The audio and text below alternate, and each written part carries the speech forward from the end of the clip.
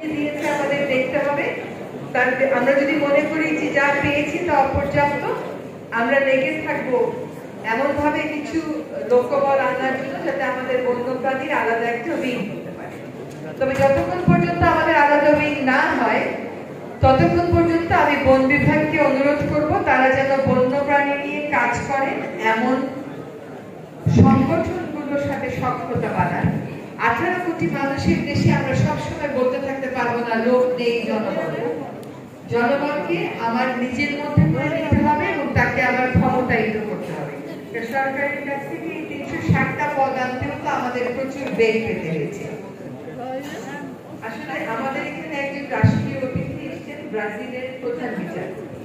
কাজে আমাকে এখন যেতে হবে। যাওয়ার আগে কয়েকটা কথা একটু বলে রাখি যে আমরা জীববৈচিত্র্য আইন আর বন্যপ্রাণী আইন করে আইনগুলো যে বিধানগুলো কার্যকর হয়নি, একেবারে মিটিং করা থেকে নিয়ে শুরু করে যে বিধানগুলো কার্যকর করা হয়নি সে বিধানগুলো কার্যকর করার কাজটা শুরু করেছি।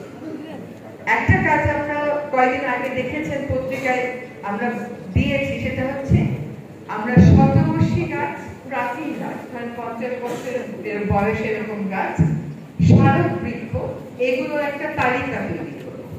ঐতিহাসিক বৃক্ষ এগুলোর একটা তালিকা তৈরি করব। আমরা কিন্তু জনগণকে আহ্বান জানিয়েছি যে যার যার এলাকায় এরকম গাছের সাথে সে পরিচিত কয়েকটা তথ্য দিয়ে আমাদের কাছে বিষয়টা জানাবে, যাতে আমরা তালিকাভুক্তির কাজটা শুরু করতে পারি।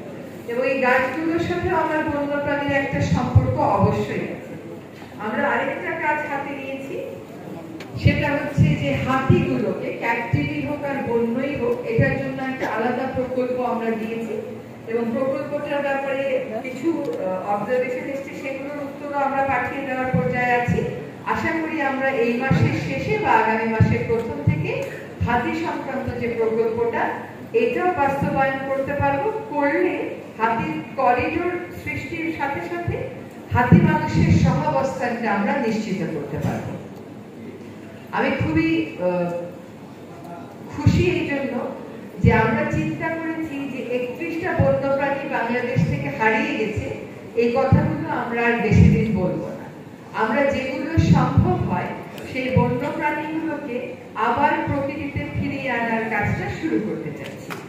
এবং আমরা প্রথম শুরু করবো হচ্ছে আশা করি ময়ূর দিয়ে। যে ময়ূর বাংলাদেশের প্রকৃতিতে আর নেই, এটা আপনারা জুতে বা সাফারি পার্কে গেলে দেখতে পান।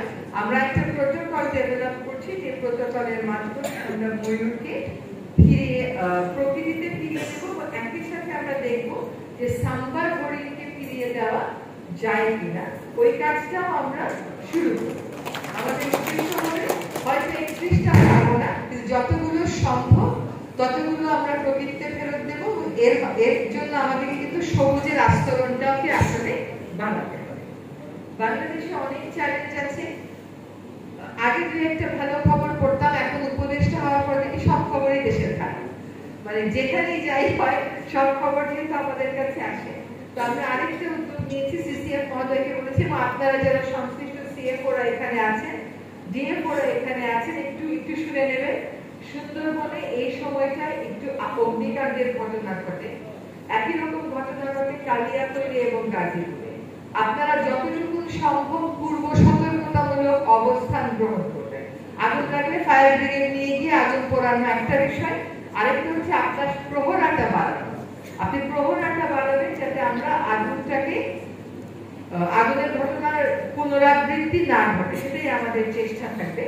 এখানে আমাকে একটা লম্বা স্পিচ দেওয়া হয়েছে, আমি লম্বা স্পিচে যাচ্ছি না। আপনারা জানেন যে সরকারের সত্যিকার অর্থে অনেকগুলো উদ্যোগ আছে, কিন্তু সেই উদ্যোগগুলোকে আরো বেশি গ্রহণযোগ্য করতে হবে। যেমন চিড়িয়াখানায় গেলে মানুষের মন খারাপ হয়ে যায়, সেটা হওয়া উচিত না। চিড়িয়াখানায় গেলে মানুষ বন্যপ্রাণীর প্রতি তার ভালোবাসাটা বাড়বে। তো আমরা সেটাকে চিন্তা করতে পারি, যদি ওটা আমার মিনিস্ট্রি না, ওটা স্ট্রেঞ্জলি এনাফ যে মিনিস্ট্রি অফ লাইভস্টক এন্ড এগ্রিকালচারের, ওটা বন বিভাগের না, কিন্তু ওইখানে আমরা উন্নয়নটা কিভাবে করা যায়, সাফারি পার্কগুলোকে কি করে স্ট্রাকচার কমিয়ে দিয়ে সাফারি পার্ক হিসেবেই গড়ে তোলা যায়, যেখানে বন্যপ্রাণী ছোটাছুটি ঘোরাঘুরি করতে পারবে এবং সেখানে হাতির জন্য আমরা ক্যাপটিভ হাতি ধরলেই গিয়ে ওই সাফারি পার্কে দিয়ে আসি।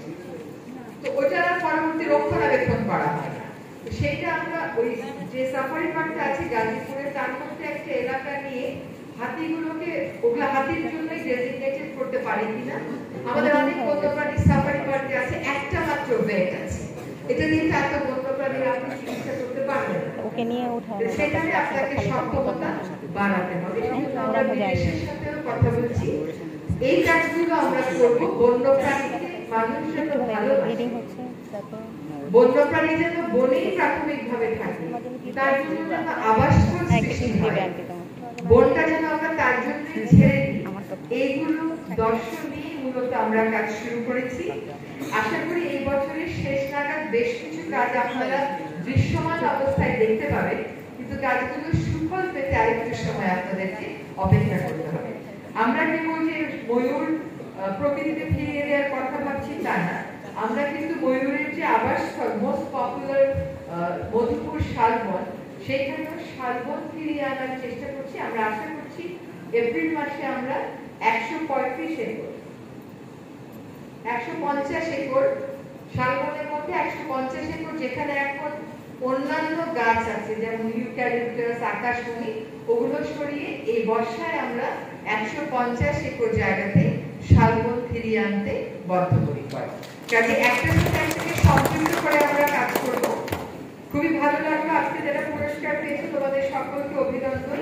যে বাচ্চাটা পড়ে আহত হলো, আমাদের হাতে একটু সতর্ক হওয়া উচিত ছিল, কিন্তু বন্য প্রাণীর প্রতি কিন্তু আসলে মানুষের ভালোবাসা বাড়ছে।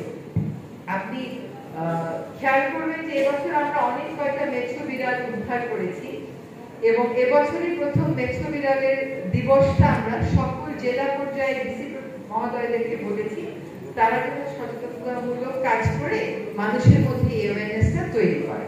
তো তারা সেই কাজটা করেছেন। আশা করি আমরা চলে গেলেও এই কাজগুলো, এই ধারাবাহিকতাটা অব্যাহত থাকবে।